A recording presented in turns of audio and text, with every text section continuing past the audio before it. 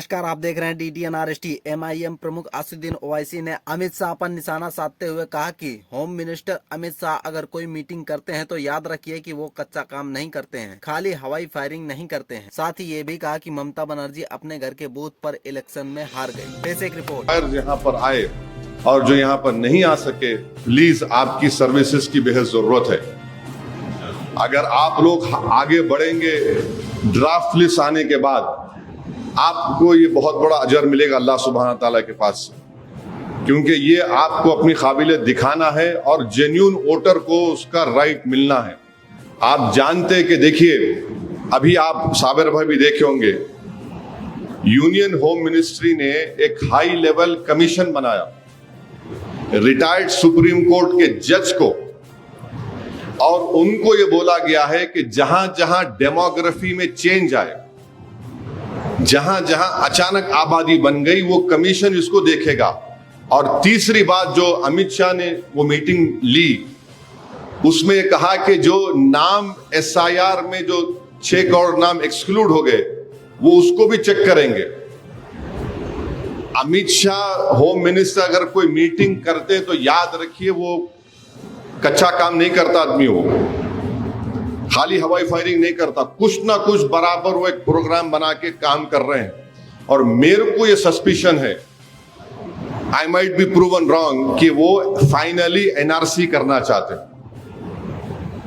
क्योंकि ये high level commission of inquiry है, रिटायर्ड सुप्रीम कोर्ट जज है। अब वो बोल रहे कि जहां पर अचानक आबादी बढ़ गई, वो कहीं बाहर से तो नहीं आए, जहां पर अचानक हैबिटेशन बढ़ गया यानी इलाका बढ़ गया, नहीं हुआ। रिटायर्ड सुप्रीम कोर्ट जज को बिठाकर वजीर दाखिला मीटिंग ले रहे हैं। तो इसीलिए मैं कह रहा हूं सबसे, ये SIR एक आसान काम नहीं है, और ये खुल के बोल रहा हूं, ये इंक्लूसिव एक्सरसाइज नहीं है, ये एक्सक्लूजन के लिए बनाया गया है। मगर हम क्या करेंगे, हमको करना है। सुप्रीम कोर्ट, आप जानते, सुप्रीम कोर्ट का जजमेंट लॉ बन जाता है। तो इसलिए हम तमाम को मिलकर ये काम करना बेहद जरूरी है। मैं फिर से तेलंगाना गवर्नमेंट से बोल रहा हूं कि आप इशू करो परमानेंट रेजिडेंट सर्टिफिकेट, पैरामीटर्स बनाओ। आप याद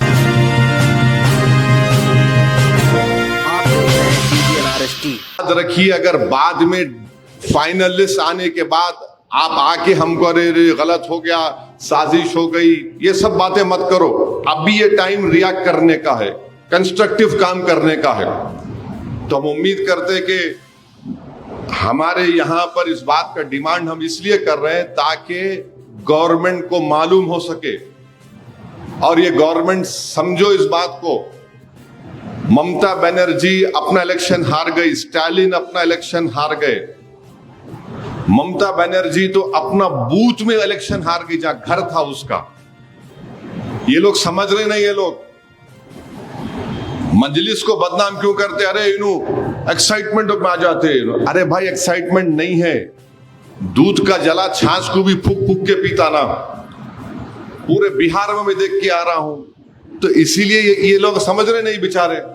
खाली एक मीटिंग, रिव्यू मीटिंग। अरे रिव्यू मीटिंग क्या होता जी?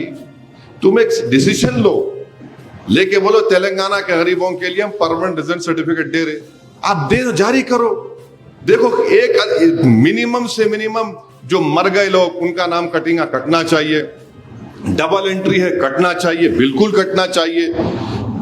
जो नहीं है उनका कटना चाहिए। मगर जो जेन्युइन वोटर है उसको कैसा डिनाई कर रहे हैं आप?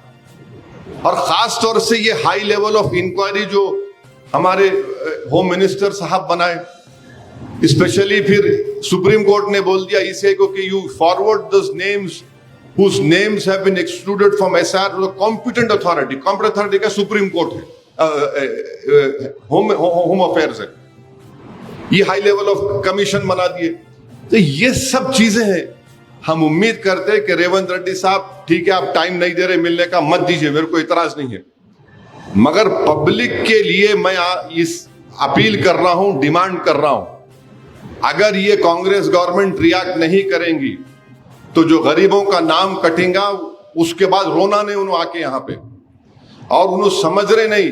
और TRS वाले तो खैर बेचारे, उन्होंने भी एक अजीब है।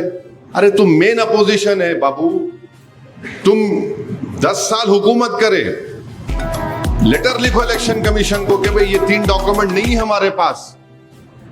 इलेक्शन कमीशन क्या बोल रहा है कि वो 12 डॉक्यूमेंट एग्जॉस्टिव नहीं है, मगर एग्जॉस्टिव ही है वो।